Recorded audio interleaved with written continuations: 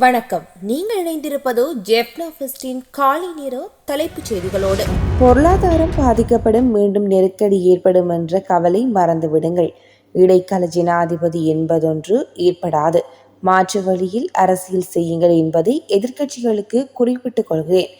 இவ்வாறு ஜனாதிபதி என்று குமார் திசாநாயக்க தெரிவித்துள்ளார்.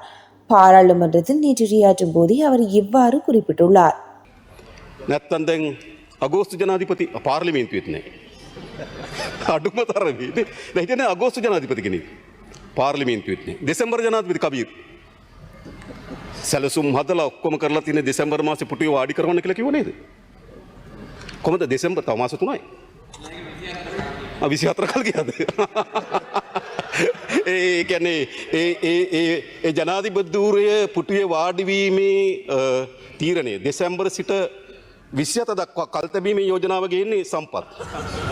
கடந்த 14 வருடங்களிலிருந்து 30 வருடங்கள் வரை நீண்ட காலமாக சிறையில் தடுத்து வைக்கப்பட்டுள்ள தமிழ் கைதிகளை பொது மன்னிப்பின் விடுதலை செய்வீர்களா என ஸ்ரீதரன் எம்பி நேற்று பாராளுமன்றத்தில் கேள்வி எழுப்பியுள்ளார்.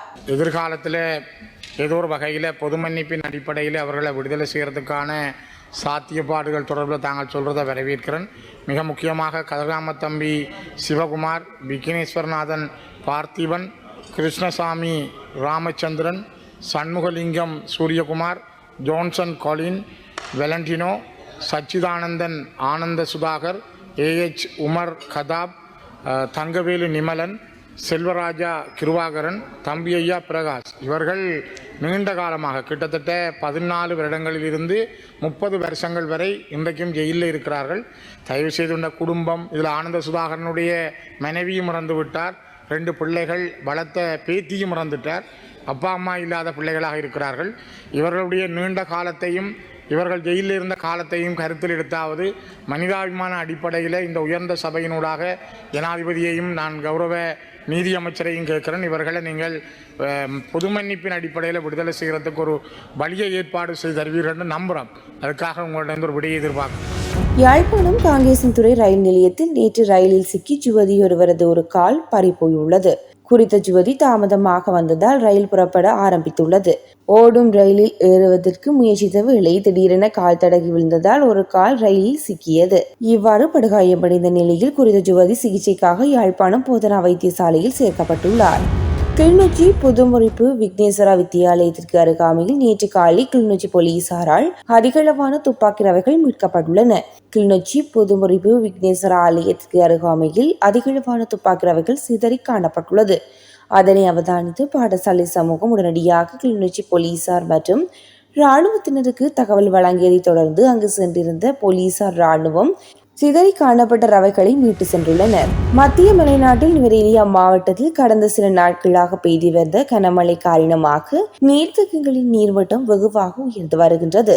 குறிப்பாக லக்ஷபான, பொல்பெட்டிய, நவலக்ஷபான, கலுகல, காசல்ரி, மவுசாக்கல, மேல்கொத்மலை ஆகிய நீர்த்தேக்கங்கள் நீர்மட்டம் அதன் கொள்ளளவை எட்டிய வண்ணம் உள்ளது. வவுனியாவில் யானை தாக்குதலுக்குள்ளாகி இரவு ஒருவர் உயிரிழந்துள்ளார்.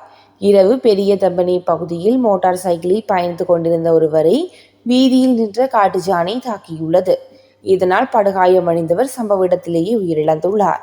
சம்பவத்தில் நட்டாங்கண்டல் பிரதேசத்தை சேர்ந்த சௌதியராசா என்ற 2 பிள்ளைகளின் தந்தையை உயிரிழந்துள்ளார்.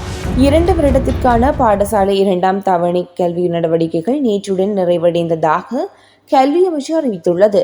அதன்படி 3ஆம் தவணைக்கான கல்வி நடவடிக்கைகளின் முதல் கட்டம் இம்மாதம் 18ஆம் தேதி திங்கட்கிழமை ஆரம்பமாகும். 3ஆம் தவணைக்கான கல்வி நடவடிக்கைகளின் 2ஆம் கட்டம் நவம்பர் 17ஆம் தேதி ஆரம்பமாகி டிசம்பர் 19ஆம் தேதி வரை நடைபெறும் எனவும் கல்வி அமைச்சு அறிவித்துள்ளது. கொழும்பு பொருளை சகஸ்புரவில் உள்ள சிறிசரோயன அடுக்குமாடி குடியிருப்பு வளாகத்தில் அருகில் நேற்று சுமார் இரவு 8:40 மணியளவில் துப்பாக்கிச்சூட்டு சம்பவம் ஒன்று இடம்பெற்றுள்ளது. இந்த துப்பாக்கிச்சூட்டு சம்பவத்தில் 5 பேர் காயமடைந்து கொழும்பு தேசிய வைத்தியசாலையில் அனுமதிக்கப்பட்டுள்ளனர். மோட்டார் சைக்கிளில் வந்த இருவர் T56 ரக துப்பாக்கியில் துப்பாக்கி பிரயோகம் மேற்கொண்டு தப்பிச் சென்றுள்ளதாக ஆரம்பகட்ட விசாரணைகளில் தெரிய வந்துள்ளது. புலிகளின் கொலை பட்டியலில் கூட முன்னாள் ஜனாதிபதி மஹிந்த ராஜபக்ஷவின் பெயர் இருக்கவில்லை. புலிகள் என் மீதே தாக்குதல் நடத்தினார்கள். மஹிந்தவுக்கு தற்போது வழங்கப்பட்டிருக்கும் 60 பேர் கொண்ட பாதுகாப்பு ஏற்பாடானது மிக அதிகம். அவரின் பாதுகாப்பு படையணியை 30 பேரை கொண்டதாக குறைக்க வேண்டும். இவ்வாறு ஃபீல்டு மார்ஷல் சரத் பொன்சேகா வலியுறுத்தியுள்ளார். இத்துடன் காலை நேர செய்திகள் நிறைவுக்கு வருகின்றது. தொடர்ந்தும் இரவு நேர தலைப்பு செய்திகளுடன் சந்திக்கும் வரை நன்றி.